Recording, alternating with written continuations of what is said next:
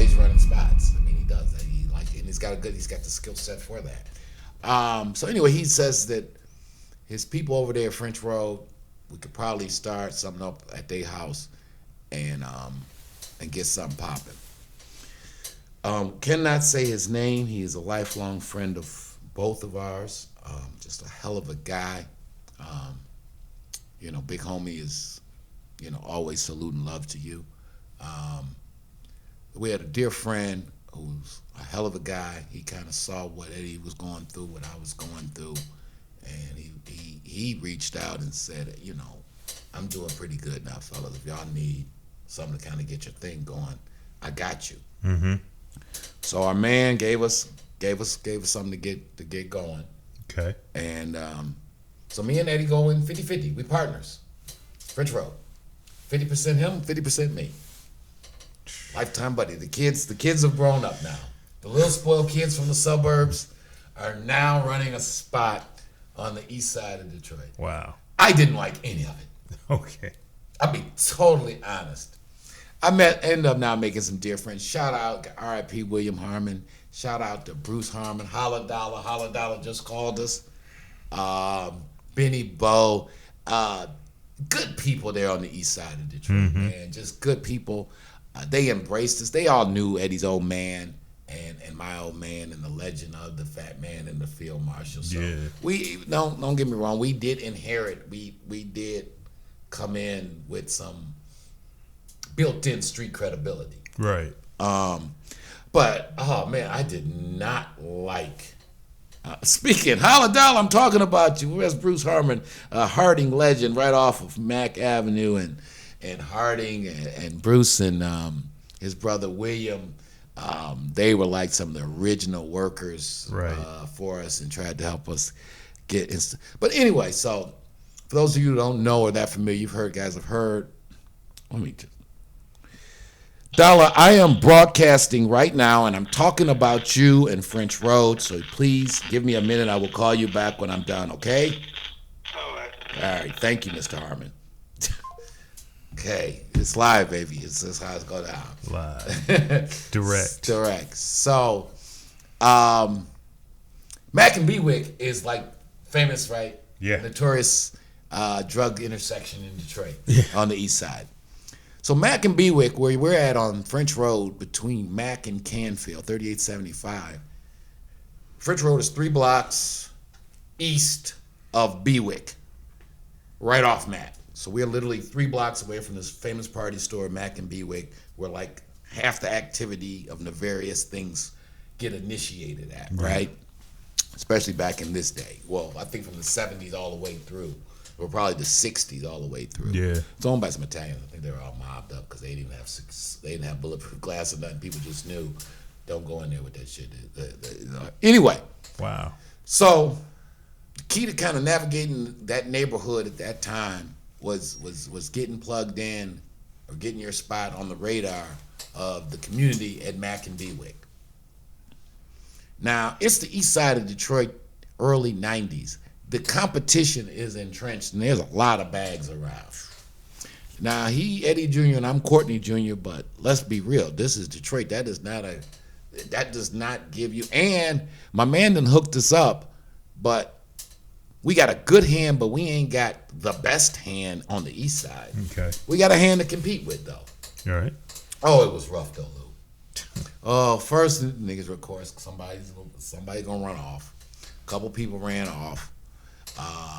That's gonna happen. Shrinkage issues. I made a horrible decision. Big asked me about should we hit the bag or just, and my greed said might as well because the whipping and all that, it just kind of come out. That was a strategic failure. Mm-hmm. Long story short, after about 6 months, I'd say maybe even a little less, we are struggling. I mean, we doing a few $100s, man. I don't even know if I don't know how long it took. The same spot that would later do $50,000 a day. Man, them first months, it was a grind. It was so much a grind that after a while, I said to Eddie, I said, hey man, this shit barely enough money for one of us to eat. least of all for both of us to eat. I had some options.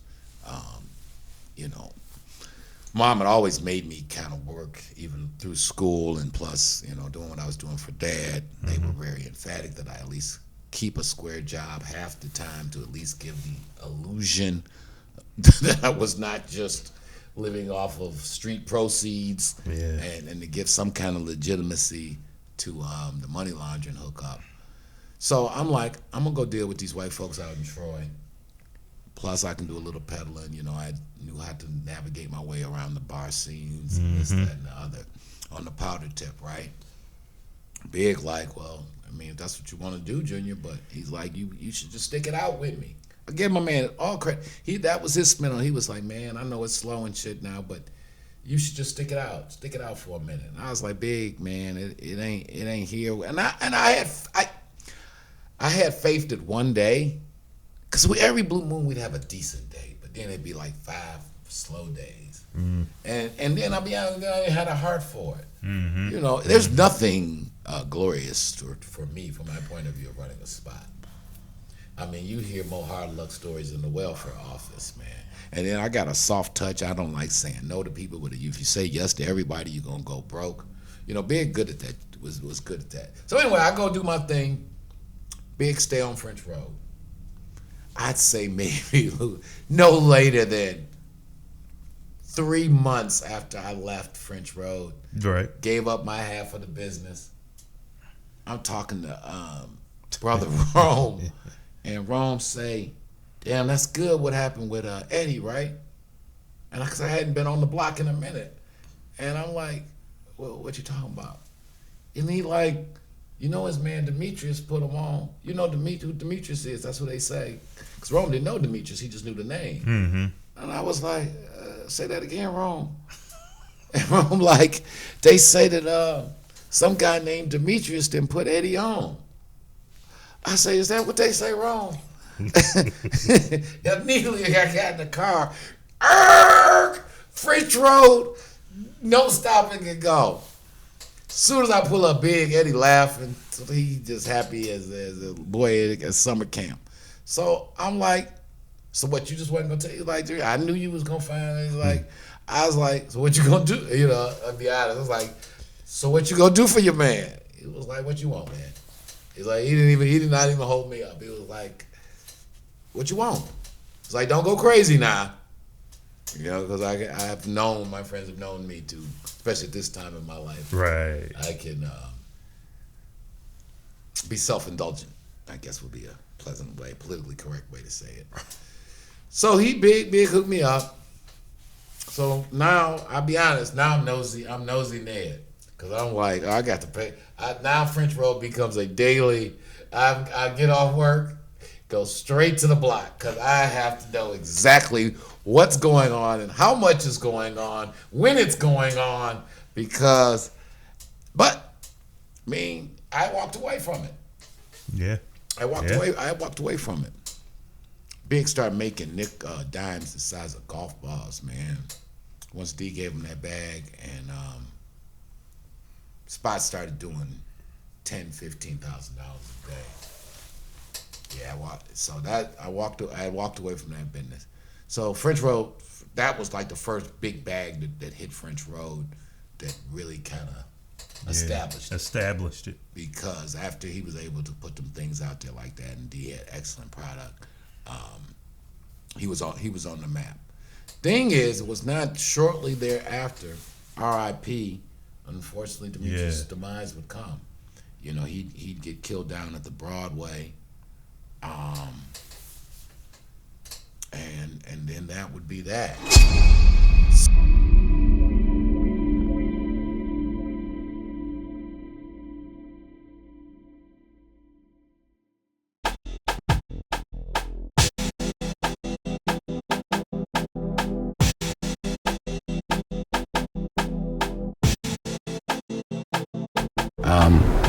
It was just time to really tell a great untold Detroit story, because it kind of covers Detroit at its zenith. Very interesting story. We decided that we were going to make a movie. All right, Rich Rossi with you with Motown Mafia.